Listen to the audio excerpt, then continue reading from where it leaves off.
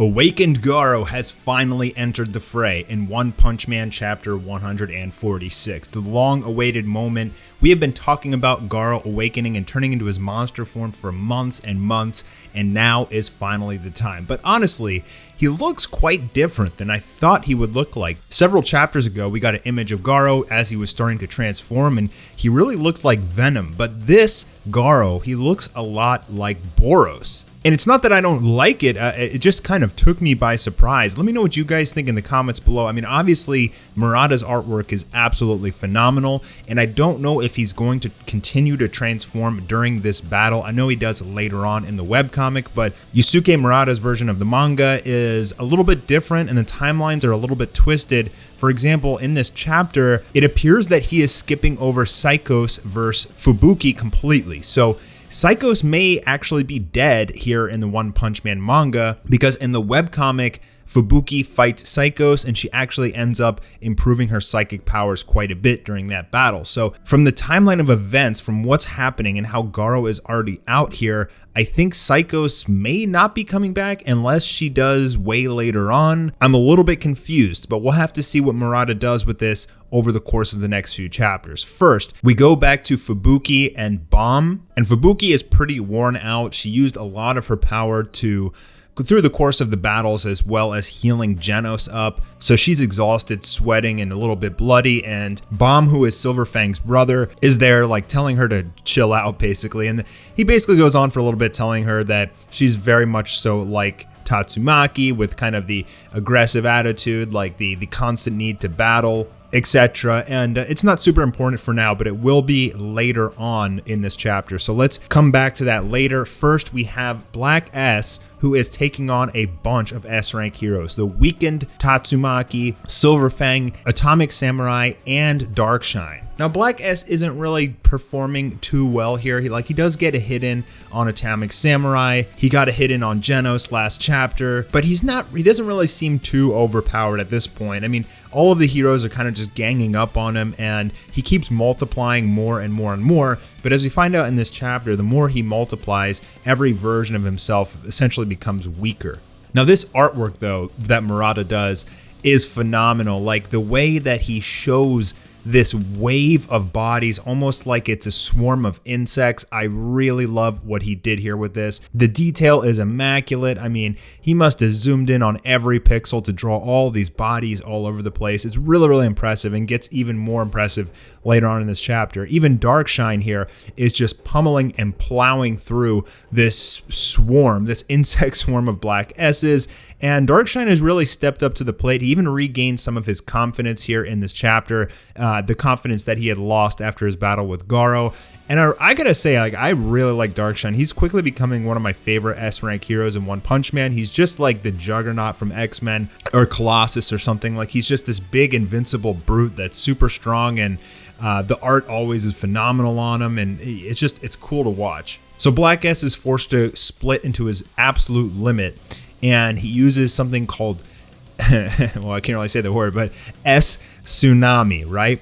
This shot is crazy from Murata. Absolutely love what he did here. The detail is ridiculous, showing how, like, the wave of Black S's out from the perspective that they're close at first, and then they get minuscule and then just become this giant black cloud that's just crushing and waving through like a literal tsunami through a city. It's things like this that Murata does that just make me love his artwork so much. Like, he knows when to zoom out for the big landscape shots to really show the strength of character abilities and damage and things like that, and he just executes it masterfully here. Now, Black S recognizes that if they keep splitting like this, they're going to get so weak that they wouldn't be able to hurt Darkshine at all. So they start talking about fusing. Now, I'm going to drop a big spoiler here. If you don't want to hear it, just skip ahead 30 seconds or so. Event coming up very soon. And within the next couple chapters, Black S is going to fuse like all of his multiplied bodies into one, and is going to become Golden S, which is kind of like his own version of Darkshine, just like this giant, big, powerful brute. And I'm pretty sure that Murata is going to come in here and do that here in the manga. But the Black S's are kind of like fighting with each other. Like the more they split, the more they argue with each other, but they're not organized at all. And honestly, like Murata made Black S pretty weak here, I feel like, in the manga. Like in the one webcomic, I feel like he was way stronger, but still early, so things may change. Now, we saw that the Council of Swordmasters had come to the battlefield, and while they're not as strong as Atomic Samurai, they're still pretty damn strong. So they're coming in, and this one in particular is doing like kind of the same technique that Atomic Samurai was doing, was that if I don't cut you in half, but I kind of slice you into pancakes that are all still connected with each other, you can't multiply. So they're all using this technique to basically just nullify Black S, which is pretty neat. Now, interestingly, Black S asks for Homeless Emperor's help, and Homeless Emperor doesn't help. He's just kind of sitting there up on this rock. And I find it interesting because Black S was also kind of talking about Homeless Emperor, like I might have the opportunity to strike him when he lets his guard down. So it seems like Homeless Emperor, in the same time, is also looking to backstab Black S. The monster cadre are very much not a team. Like they're working together right now, but we even saw how Gums ate Ugly Fur a couple of chapters ago. So like they won't hesitate to kill each other, and they're all super egotistical and confident that they're the strongest.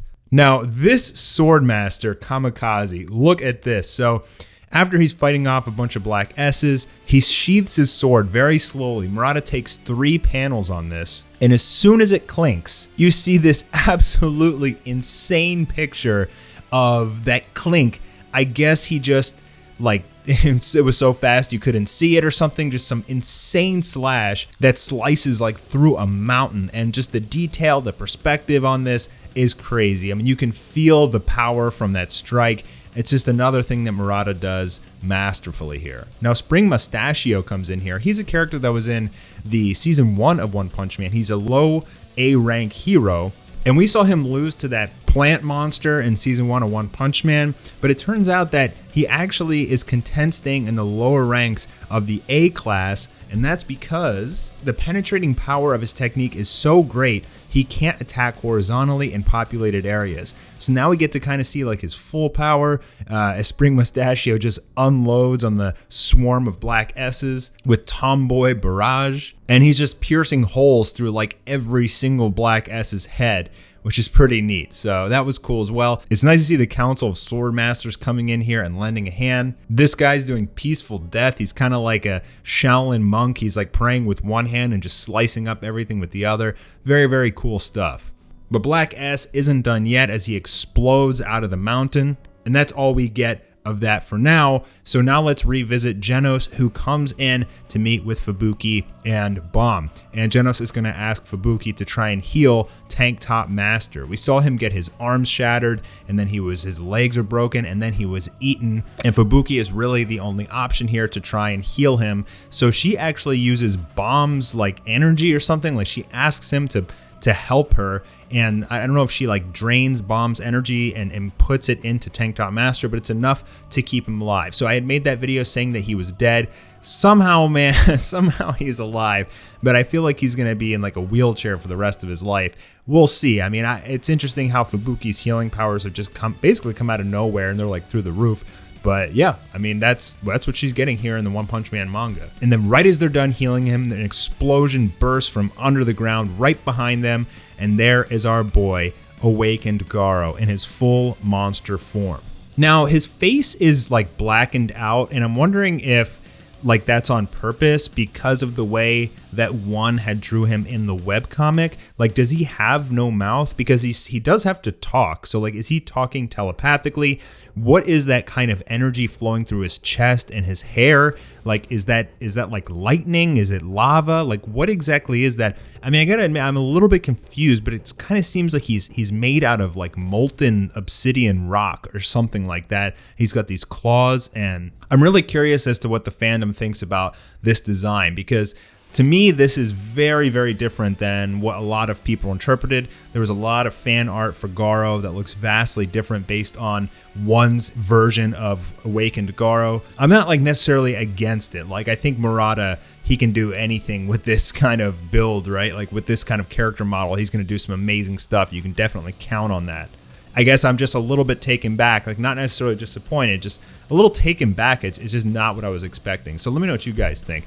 But in any case, Bomb calls for Silverfang because Garou has arrived, and now Silverfang is going to run over to take on Garou. Now, one interesting thing here is that Bomb was not in the webcomic, so I think Bomb might die here. I think Garou's first victim is going to be Silverfang's brother. And unless somehow Silverfang is able to get here quickly and they can team up, I'm really interested to see what happens. We also have Fubuki here who might lend a hand. Now, Psychos was supposed to come back, and I mean, I guess she still may come back and take on Fubuki here while Bomb and Bang take on Garou.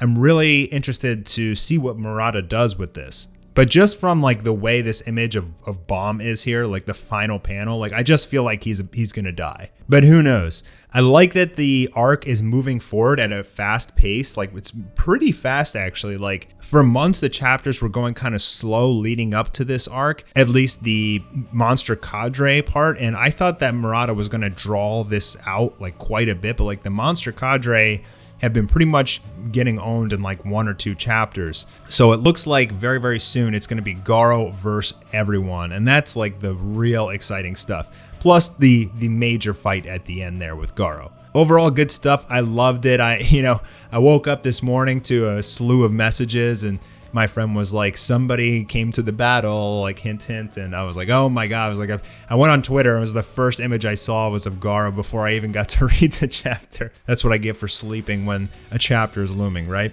I hope you guys enjoyed the video. I hope you guys enjoyed the chapter, and I'll be talking to you soon for some more videos. Make sure you subscribe. A thumbs up would be great, and I'll talk to you soon.